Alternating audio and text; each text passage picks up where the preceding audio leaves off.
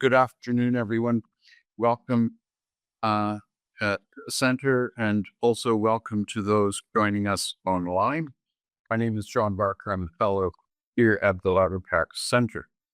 It's my great pleasure to introduce our speaker today, Professor Diane Amam.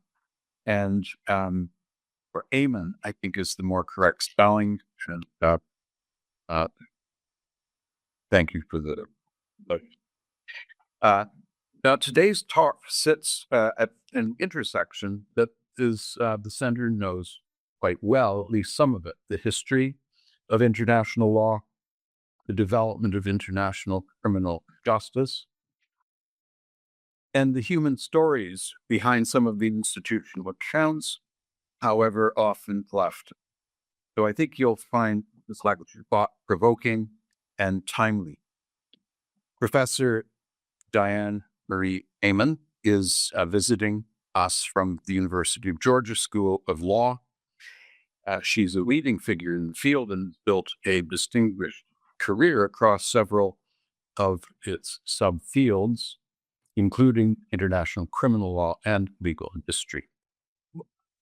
At Georgia, she has held titles Regents Professor and Emily and Ernest Woodruff Chair in International Law. And she has served as faculty co-director of the Dean Rusk International Law Center. She is an academic affiliate closer to home here at in the UK, University College London Faculty of Laws.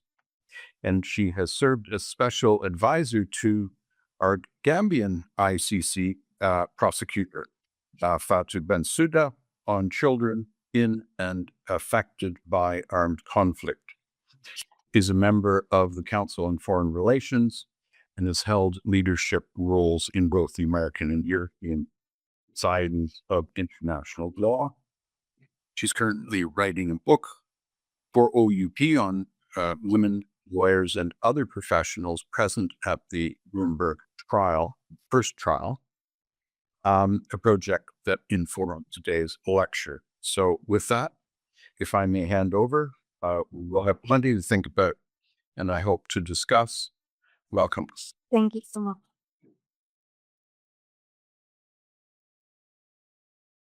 Thank you so much for this invitation to Surabji and to the center.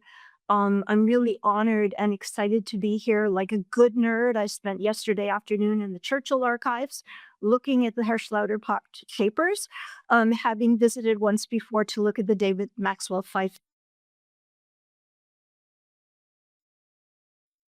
When I was invited to talk about Nuremberg, this is of course an anniversary year, although current events make it perhaps a more muted anniversary than might have been anticipated. Surabji had suggested that I talk about Nuremberg women. And what I thought was I would shift the center a little bit more and name this Athenia, a word which will become clear as we go on, or the Nuremberg trial at Midpoint. And the reason that I wanted to do that is so much attention is focused on the beginning, the big opening speeches, etc. You would think that's all that happened. And then conversely, the end, the verdicts, the executions, etc. The midpoint is really interesting, and a lot of historiography is largely ignored, especially in the United States, for reasons that I will talk about. And so I thought that's where I would focus. And really where I want to start then is by thinking about, well, not where I thought I was going to start. The one piece of the midpoint moment that does get a lot of attention is the week or more in the middle of March, 80 years ago, where Hermann Goering was on the stand, one of the defense witnesses, both doing a direct examination and then being cross-examined. And of course, there's the new movie that came out, which I have not seen because I'm trying not to have other people's ideas cloud my thing. But just from the poster, we can tell Russell Crowe is in this. It's very disturbing that they put the Nazi in the center of that publicity. But I suspect that that examination was a centerpiece. I also know it's source material book, so I'm quite sure that it was. I'm going to talk about other things that happened around and within that moment. And so I'm going to start with something that was in Daily Telegraph 80 years ago this weekend. This is what used to be called the women's page or the society page. You see, very important story, headless body found in cupboard. You see a very sexist cartoon about a woman who thinks that her portrait is being taken, but the joke that the two guys are talking about is there's no film in the camera. You see housewives plan for what is it, brighter homes. And then if you look very carefully, gain of evidence at Nuremberg. That story is a story about a woman named Marie-Claude Vaillant-Couturier, who is a French woman. And what we learn from this is that not long before 80 years ago, this weekend, she had testified at Nuremberg. And she had testified about her experience as a survivor of the concentration camp. We are told she's good looking, all the usual stuff.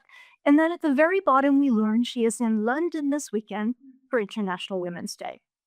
And so part of what I want to do in this lecture is to draw out these kinds of stories, not least because this is, in effect, an International Women's Day lecture. Women's Day is this weekend.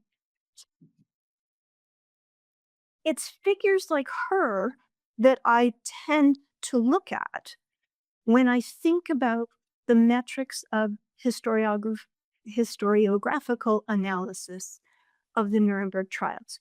And so when I say metrics, I'm going to step aside and let you see what for me is a really great encapsulation of the kind of things we should think about.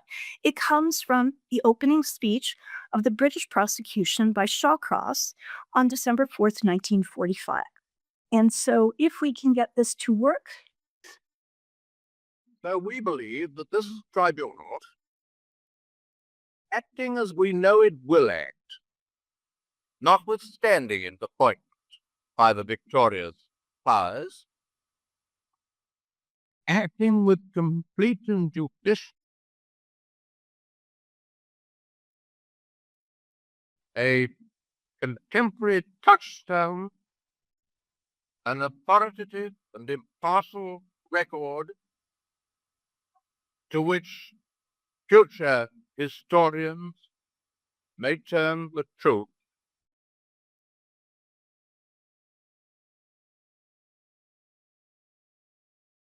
So this sets us some things to think about. Now I'm going to sit so you can see the slides with my interfering. To think about what are the legacies of Nuremberg? Was it a judicial process, and what does that mean?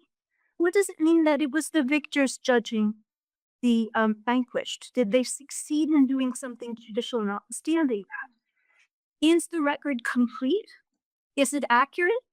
Or, as my research has suggested, do the exclusions, the things that were visible but rendered invisible about the case, the process, the participants, reveal things that help us understand perhaps a richer story, perhaps the flaws of Nuremberg, and perhaps even the seeds of some of the things that we see happening today. And then what about this statement by Shawcross, which Jackson in his opening statement had reiterated? This is a trial whereby putting these leaders on trial, we, the allies, are accepting we too may one day be on trial. In fact, Jackson uses the biblical metaphor of the poison chalice being passed to us. Is that something that Nuremberg is about? In order to do this, I have a methodology, but as I suggest, it's a bit of a crazy one. I have chosen to look at women who are not traceable for many reasons. They're not in the official record. If they are, it's in a footnote where they might be the typist, the janitor, or the lawyer who wrote the brief. And as almost all of the participants, with few exceptions, many of the participants were in their 20s at the time they were working at Nuremberg, men and women. And as for the women, they changed their surnames multiple times, so you lose them. My process has been profoundly inductive because the official record is unknown to me. And so through a lot of digging, I have relied in large part on newspaper articles, photographs, video footage of the trial, and indeed through, of all things, Ancestry.com.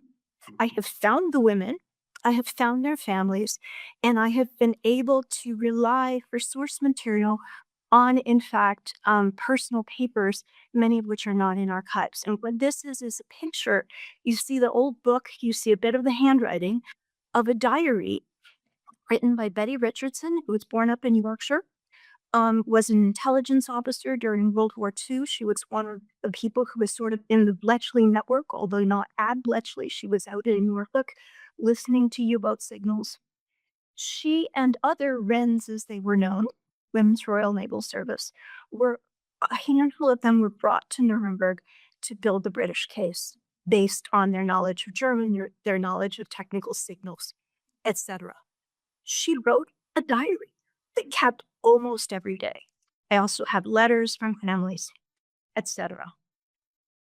One of the things we see from looking at effectively subalterns, because all of them were subordinates by definition, and what they were writing at the time without worrying about whether some later biographer would look at what he wrote, which of course everything Robert Jackson wrote was written with the consciousness that someone would write his biography, right? So you're not going to get the confidential, politically incorrect statements, but you do from these folks the things they're concerned about, the things that are not part of the party.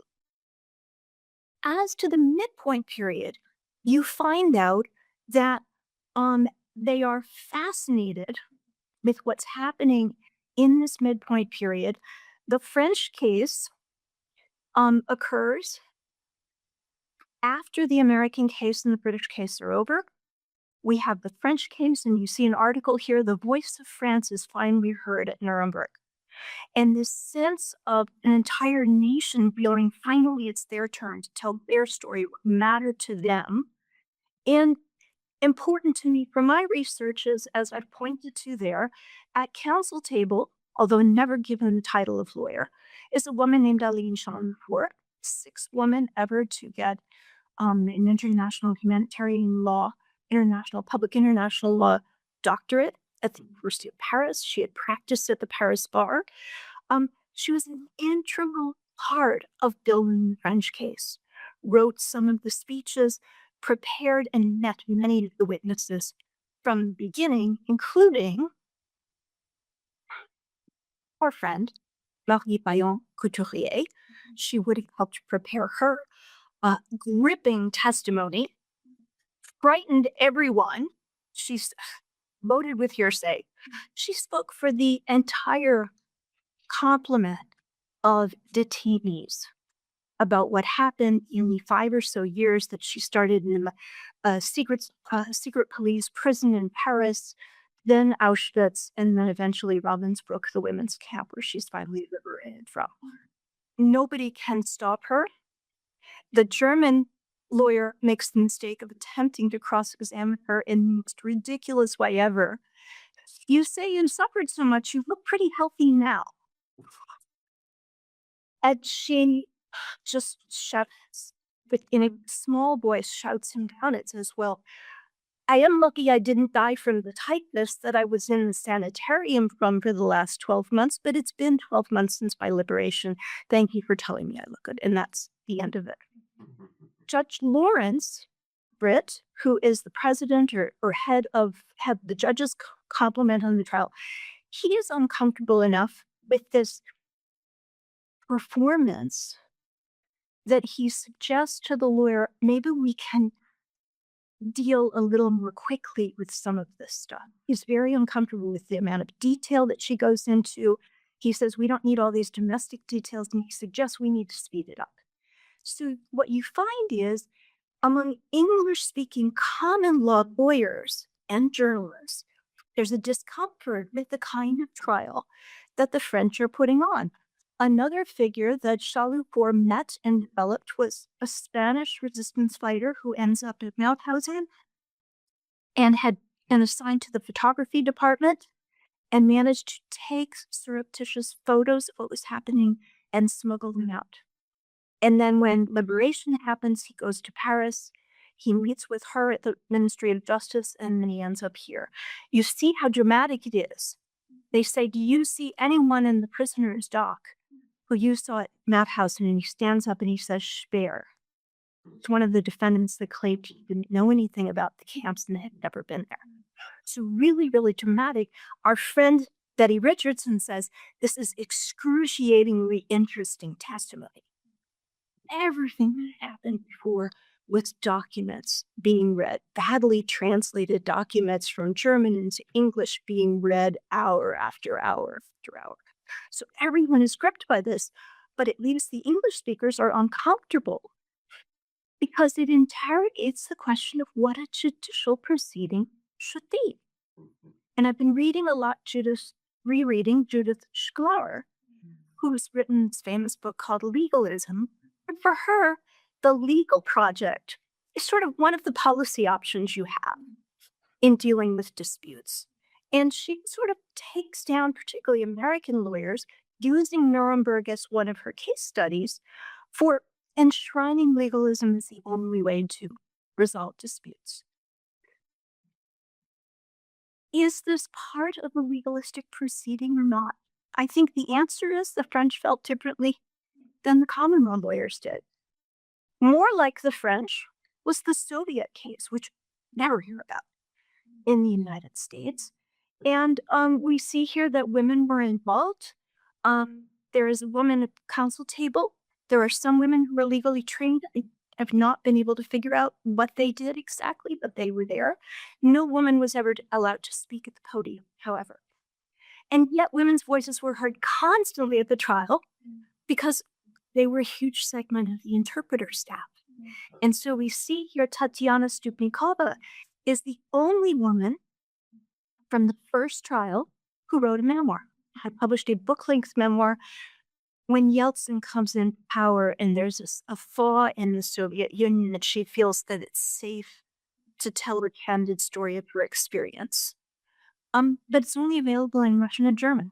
It's never been translated into English. I've tried to find the copyright because it would be great to bring it, but it's who knows how to do copyright law in Moscow at this moment, right? It's not clear she has any knows. But it's a wonderful. The Russian case also relies to a large extent on witnesses, including this woman, Severina Mogielnevska, a Pole who was at Auschwitz and is brought on to talk, and I'm not going to tell you the details, just horrific testimony about the treatment of children at Auschwitz. Again, Judge Lawrence tries to cut it off because he's clearly himself becoming disturbed. And Smirnov, who is the prosecutor, tries to keep going on. So we get a different kind of trial. It's much more human. It begins to tell the story of the camps, but none of these people is Jewish. There were only 2 Jewish witnesses through the whole trial. Also only 2 women, at least in the prosecution team, and I'm showing you both of them. And it tells us one of the things that's not always remembered about Nuremberg, which is it was at some level, even as the speeches were speaking about, we are doing this for all of humanity. We are doing this for the very highly contested German moment civilization. Their own victimization, their national victimization was front and center of each of the cases. And as you can imagine, what the participants cared about was that day that the executions of British RAF downed pilots were brought for testimony. That was far more important than some highfalutin thing about aggression. Chalupour wrote the brief on the hostages speech, which was a little bit about that. Her portfolio was attacks on Western occupied territories. So, and when the Bayon Couturier speaks, Ravensbrück was a women camp that she is sent to with a couple of hundred other French women. the Polish person speaks about what happens to Poles. So it's the victimization of their peoples. And when you read their testimony, Jews are sort of an object. The Jews, this was also happening to the Jews, but not in a sense of sisterhood, shall we say. That happens later. And maybe the fact that it didn't happen in the first trial has resonance today, that wasn't addressed from the get-go. And it says something about the way those prosecution teams felt about that. The other thing is these were highly educated people and very much empire, if you will, of that very Western civilization that that Jackson and others said that they were working towards. So it's a very, even as we look at women, it remains a very Euro-American story where others are who were victimized in different ways, who were participants or victims, are sort of sent to the wayside. But now that we've started looking, if we pull back, we may begin to see more of these dynamics than were immediately apparent. And so if you remember that picture I showed you, the close crop of Goering with some military police around him, if we look at the full picture, what we find is that that picture was published to emphasize Pilani Ahuna, who was a Chinese Hawaiian court reporter. As far as I can tell, she was only one of two people in the Nuremberg project who was visibly of East Asian or Pacific Islander origin. The other one was the only accredited Chinese war correspondent writing for a Chongqing paper named Xiao, who was at Nuremberg for a few days and was he writes memoir where he talks about always standing out. The dynamic of race is unexplored in the Nuremberg story, and it's so prevalent because even this trial, and especially the later trials, were about racialization of peoples and discrimination of race, because then there was a German race, there was a Jewish race, that was how people talked. And the master race was a phrase that was used over and over again. And so to think about how participation happened in that way, what the treatment was of individuals who were in that space. There were Black American GIs at Nuremberg throughout the entire project.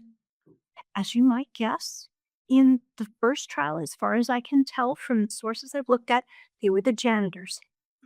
And so they were cleaning the courtroom at morning and night. And I have a vignette about that in the opening chapter of the book. By the time of the later trials, they had become military policemen. They are sometimes used performatively when Otto Ohlendorf, a really short little guy who boasted of having been personally responsible for 100,000 deaths, he was one of the Auschwitz commandants, if I'm not mistaken. He is put on trial and sentenced to death. When they bring him out to sentence him, there is a photo of him with two essentially could have been in the National Basketball Association Black MPs, twice as tall as he is, really burly. And everyone in the courtroom, according to the New Yorker reporter, her name was Andy Logan, understood this to be the Army's choice to make their comment about what the master race was and wasn't. But she said we were really uncomfortable because we all knew that our own army was still segregated. So you get that dynamic. Even when they start putting Black MPs in there, it's because the whites have been allowed to come home and they can be mobilized. But they were not mobilized until the whites got home.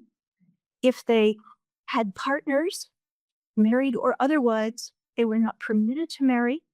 If the woman was white, say a white German woman, and they were not permitted to bring her home, and they had to abandon their children. So it's a very, very different experience. I have yet to see one picture where there is a Black and a white military police officer, even after desegregation, in the courtroom at the same time. And so we need to think about that. We need to think about the criticism of Germany creating an empire and the statements even in Shawcross and Jackson's opening speeches trying to say, well, that's bad colonialism. It's not the enlightened imperial work that we're doing over here, right? A lot of room for examination of those things. Well, let me, now that we've sort of looked at some of those things, let me draw into where I want to conclude, which is another thing that happened literally 80 years ago today. This was the headline in Stars and Stripes, which was the American Army, still is the American Army's newspaper. I think it too is under stress at the moment for interference with its editorial content. And it says, "Unite to stop Russians, Churchill warns at Fulton." And what they're referring to, of course, is the day before Churchill's so-called Iron Curtain speech. He goes to a tiny college in Missouri, which happens to be the home place of the President Truman. They go together and he gives a speech. He's no longer prime minister. And shock election, he loses power, and he's now doing the think tank route. And so he goes and gives this speech. It's really interesting to reread in this moment because you see so much of the tensions that we're seeing playing out. It's famous for the Iron Curtain, but more interestingly for me today is it's where he announces the special relationship between the US and the UK. And he lays out the argument for essentially the Five Eyes. The English-speaking peoples is a phrase he uses over and over again, that our traditions are so common and that we should come together and help enforce peace through strength because of the threat of the Russians. And so we see that playing out. What is interesting, however, is for him, it is through the conduit of the United Nations. So he always sees the United Nations as a significant player, even as he's cutting out this new space, which maybe becomes NATO. Maybe that's what he has in mind. NATO will be formed in another year or so. But all of that comes into play in this speech. Why is this important for Nuremberg? Francine Hirsch has written a brilliant book called Soviet Judgment at Nuremberg, and she talks about this. My source materials talk about it. The defendants were waving this around because what they thought is if they just kept postponing the case, it was going to collapse. That this incredible experiment of having the Soviets, the English-speaking nations, and France somewhere in between politically and ideologically, cooperate in Nuremberg was just going to collapse. And that maybe they'd just get to go home. And so in many ways for the defendants, 80 years ago today was the high trial. They shoved, it happened, just talk about crazy coincidence, it was the day the defense opened its case. And they just were like, we're turning the page. Everything is going to work for us at this time. Well, maybe the next best was at least some of the Gearing testimony, the moment where he makes Jackson crumble because Jackson hadn't been a good lawyer and prepared his case. And Maxwell Fyfe kind of has to save the day, having been in what Jackson was, by the way, what Jackson was doing about this, he had already written a book about Nuremberg and published it. He started to run for president and was going around to capitals throughout Europe to start build simulations for that. For him, the case was over. He had his deputy, Thomas Dodd, was doing sort of the cleanup cross-examination. He was there and not there. He often stayed at his villa in Nuremberg and didn't bother to come into the courthouse many days. And so it's no surprise that what happened at that. But Gearing's testimony in the end is sort of the last gasp. After that, things really, any thought that it might go in a different direction. Up here, I'd like to end where my title began, was with Athenia. And Athenia is something that comes up in the source materials in a way that may have seemed quite obvious to people in the UK at the time, but it's sort of a story that got lost. You note now, if you're looking, you'll see that we have two women at the council table here, and they're women in uniform. This is in Richardson's diary that this was happening. This is in January. And what is Athenia about? Seems like many wars, we have a ship sunk and civilians die and it becomes a casus belli.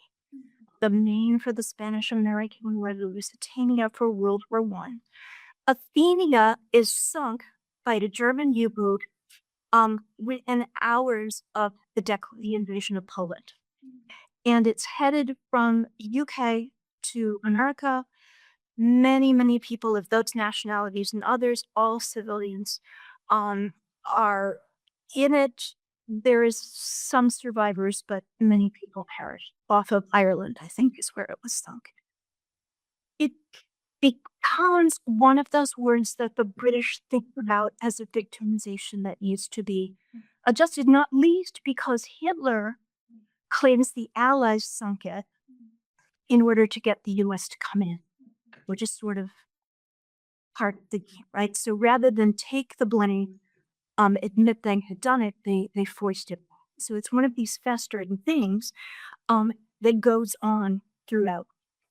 It becomes part of the British case at Nuremberg, and it is to the benefit, as John so who wrote a famous book about Nuremberg back in the 80s, say it was hawk-eyed Wrens who discovered the answer to the Athenia story. And it turns out the Wrens they're talking about had been pictured at the start of the trial in the Daily Sketch, which was sort of a photographic tabloid. They include Esme Sheriff in Sharif, not clear how, I think it's probably what's on Sheriff like Nottingham. At the far right, she is one of the women at the table, and Betty Richardson's diary says it's so exciting. Esme, they all shared a house together, a billet together, which they called the Rennery, not unlike the nunnery, right? That was a lot of social cohesion. She gets to sit at council table because this is our case that we built. We found this out. And then the other two women are Evelyn Glazier and Claire Bolter, also both of them part of the four. And then unfortunately for Betty Richardson, she wasn't in court that day. And so she doesn't end up in the newspaper, but they're the four. And in fact, what Betty tells us in her diary is, I found the answer by accident, looking through the logs. And what turns out had happened is that it was a mistake, but Germany covered it up. And so the crime was the cover-up. And they're able to show, I mean, just the classic, like Agatha Christie, someone ripped a page out of the log and then doctored it and all that. And once you were looking for that, the forgery was found. And so the success is, through Maxwell Fyfe interrogating one of the admirals, is to get proof and an admission that this was a German conduct. It was not yet part of the full-blown submarine war, but it was sort of the first sally, and that they hadn't owned up to it. They hadn't taken responsibility. So it's a kind of accountability. Interestingly enough, though, this, by the way, is Kilmer, David Maxwell Fyfe's own notebook, which is in the Churchill archives. So these are clippings that he kept. And he was the one that got the guy to admit it, so he saved all those. But if you look at or can see the thing that's circled, the defense tries to bring up, I'm going to have to look here because I can't see it on here. The defense tries to bring up the British Navy and the American Navy's behavior as the naval war got nastier and nastier. And Fyfe says the statute does not permit any evidence to be adduced with regard to the behavior of the Allies. And it's a huge reminder that throughout this trial, there was only one bad actor. And any effort to try to bring in a more nuanced story was resisted, and indeed through the formalist, legalist argument of the statute doesn't permit it, simply excluded altogether. So what does the court do with all that? The court takes a fairly judge-like maybe, or maybe more political solution to this. With regard in the upper right to one of the admirals, it mentions the Athenia incident and simply says it turned out it was a mistake that was misstated in law. So it states the record, it makes a finding, if you will, but says nothing about culpability. And so I guess for British people who cared to know, who wanted the record set straight, it was not Allied trickery. It was a kind of accountability, but it's not what we typically think courts do it. Sort of saying part of it, but not saying everything out loud. And then as to the nasty bits, as many of them probably know, eventually they get the US at to file an affidavit. You're all saying, yeah, we were shooting survivors too, and we weren't rescuing people when we wrecked ships. And so as to that, the second circle acknowledges Adam Freeman's affidavit, and it says, in view of all of the evidence, we assess no culpability with regard to this claim. And so again, it's just sort of a non-decision. They lay out the evidence in both ways. Interesting, because courts often don't do that. It's not dicta, it's part of the decision, but it's more saying setting the record straight, but not making anyone hang for it. Dönitz, one admiral gets 10 years, Rader, the other admiral, got life in prison, although he was released fairly early. So the takeaway then is to think about legacies. And so again, you now have to go back to metrics that we saw from Shawcross. Did we make a record? We've already looked at that a little bit. What does it mean for the victors to try the vanquished? And what about judicial impartiality? And what about the warning, the deterrent effect? And the writing that I've been looking at and talking about recently with regard to this is, you see the yellow paper. Belle Mayer, as she was then known, was a prosecutor at the Farben trial. She was a prosecutor in Austerlitz trial. She's only 25 in this picture. But she had been a government lawyer through World War II and was one of the experts in economic warfare, had written the definitive brief on rubber plantations in Brazil and how they were being used and how everyone was avoiding embargoes, etc.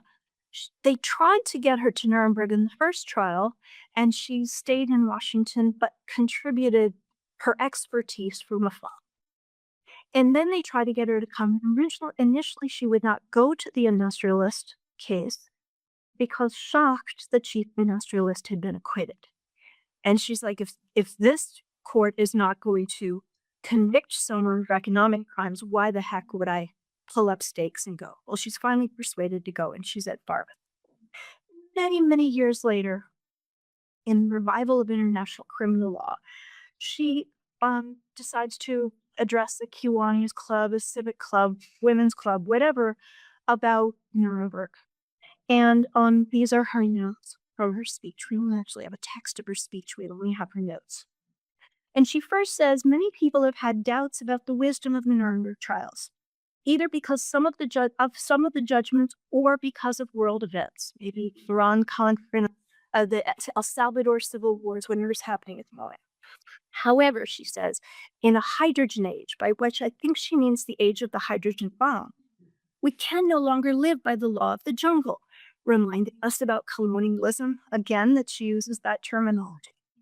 In terms of the development of a body of international law to govern the conduct of nations, the Nuremberg trials have established important precedents and principles.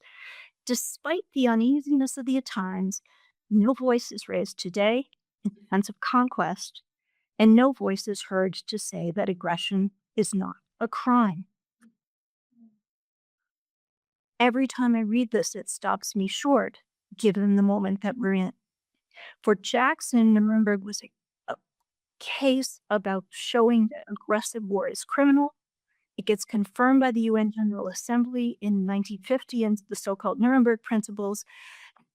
We have had 80 years of aggressors pretending that they did something else, right? Self-defense expanded beyond all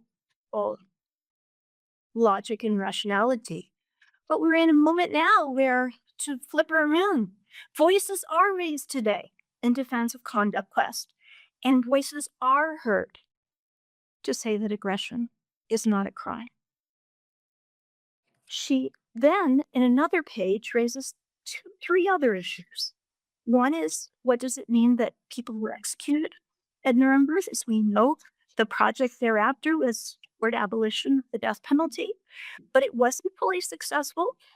And indeed, just a few months ago, the former leader of Bangladesh was convicted of crimes against humanity in a hybrid tribunal, and she has been sentenced to death. Virtually no objections were raised. Half-hearted objections by Human Rights Watch and a couple of others. So are we in a different moment on that? She talks about the superior murders defense. For Russians, Americans, lots of people now that we have a new war on, when you tell your commander no, when can you, and when under international law you must you, or you too are a criminal, is a vital question. And you may know in the United States, raised by Democratic senators who then were literally prosecuted by Trump briefly for that. And then her final question is, would Roosevelt have been tried? And I think what she has here, Roosevelt or Truman, maybe that hydrogen bomb that she was talking about. One of the stories of Nuremberg that's not often told is it is born on the same night that the second bomb was dropped at Nagasaki, the same 24-hour period. The dates don't marry up because of time zones, but this New York Times story tells us it was the same news cycle. So the top is talking about Nagasaki, and then the bottom is saying charter established for Nuremberg. And so Nuremberg is part of the nuclear age, for good and real. And then we also have to remember that was in Japan, but aerial bombing, again, something that we're seeing daily right now, never regulated sufficiently from law then or now, was what every participant at Nuremberg was seeing. This is the aerial photo of famous photographer Margaret Berkwhite of Nuremberg in the spring of 1945. It looked like that for years throughout most of the trials. People coming in 1947 said they thought they could smell corpses in the rubble still. And so that too is a legacy. The film, any accountability, either any sense of saying, we're sorry, we did this, whatever, let alone a treaty or some other document to begin to regulate that. I will stop there and welcome questions. Thank you.